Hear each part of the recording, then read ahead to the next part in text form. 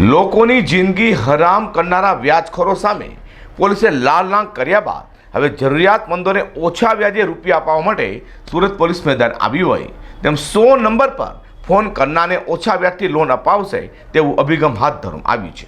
ગુજરાત સરકાર દ્વારા વ્યાજખોર વિરુદ્ધ ખાસ ઝુંબેશ શરૂ કરી છે। આ ઝુંબેશ થકી લોકોને વ્યાજખોરોની ચુંગાલમાંથી બચાવવાનો અભિગમ સરકાર દ્વારા દાખવ્યો છે। સરકારની આ ઝુંબેશમાં સુરત શહેર પોલીસ દ્વારા કામગીરી કરાઈ રહી છે। સુરત શહેર પોલીસ દ્વારા વ્યાજખોરો સામે કડક હાથે કાર્યવાહી કરાઈ રહી છે। શહેર પોલીસ દ્વારા સુરત શહેરમાં 160 થી વધુ વ્યાજખોરો સામે ફરિયાદ દાખલ કરાઈ છે।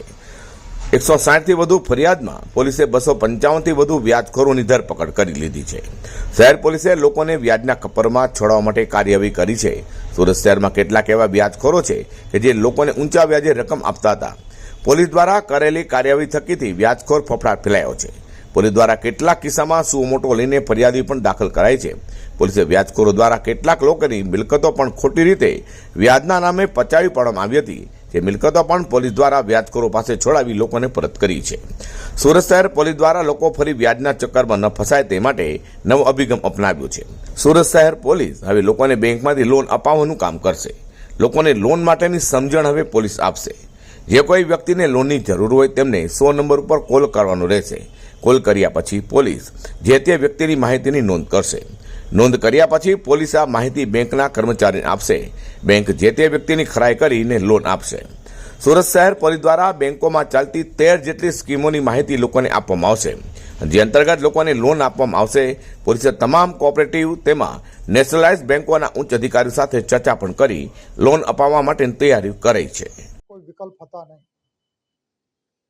સુરત સિટી પોલીસ દ્વારા જુદા જુદા બેંકોના સિનિયર અધિકારીઓ સાથે, કોઓપરેટિવ બેંક્સના અધિકારીઓ, પદાધિકારીઓ સાથે અને બાકીની સરકારની માન્યતા પ્રાપ્ત જે ફાઇનાન્શિયલ ઇન્સ્ટિટ્યુશન છે એની સાથે એક મિટિંગ યોજવામાં આવી। જાણવા મળ્યું કે 1% માસિક એટલે વર્ષના લગભગ 12% વ્યાજથી કેટલીક સ્કીમો હાલમાં અમલમાં છે। જે સ્કીમ મુજબ સામાન્ય માણસને લોન આપી શકાય, જેમાં સ્યોરિટીની પણ જરૂર હોતી નથી। બહુ લાંબી પ્રક્રિયા કર્યા વગર મૂળભૂત કાગળની ચકાસણી કર્યા પછી, જેમાં આધાર કાર્ડ છે, જેમાં તમારા એડ્રેસ એના પ્રૂફ છે, બેંકો અને ફાઇનાન્શિયલ ઇન્સ્ટિટ્યુશન્સ દ્વારા લોન આપવાની ખાતરી આપવામાં આવી છે। બેંક સુધી આ બધા લોકો પહોંચતા નથી, કેમ કે સામાન્ય રીતે છાપ એવી છે કે બેંકમાં જશું લોન લેવા માટે તો બહુ લાંબી પ્રક્રિયામાંથી પસાર થવું પડે, ઘણા બધા કાગળો અને સિક્યોરિટીની જરૂર પડે। આના લીધે પોલીસ તરફથી એક પહેલવૃત્તિ દાખવીને એક પદ્ધતિ શરૂ કરવામાં આવી। કોઈ પણ ઈસમ જેને લોન જોતા હોય 100 ઉપર ફોન કરે, એની ફોન નંબર, એના એડ્રેસ, આ માહિતી અમે બેંક સાથે શેર કરીશું। બેંક એની ચકાસણી કરીને એના પાસે યોગ્ય કાગળો છે કે કેમ એની ચકાસણી કરીને એને લોન આપશે।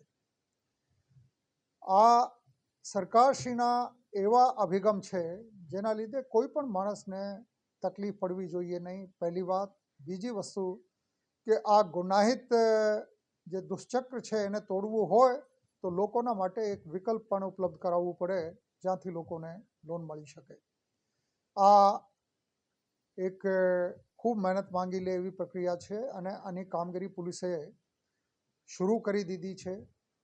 બહુ ઝડપી આ પ્રકારની વ્યવસ્થા આપને અમલમાં જોવા મળશે, જ્યાંથી લોકોને લોન આપવામાં આવશે।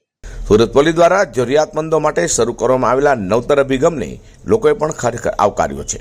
હવે માથાભારે વ્યાજખોરોના ચુંગાલમાંથી લોકોને મુક્તિ મળશે તેમાં કોઈ બેમત નથી। અઝર કૃષિ સાથે હર્ષદ સેટા।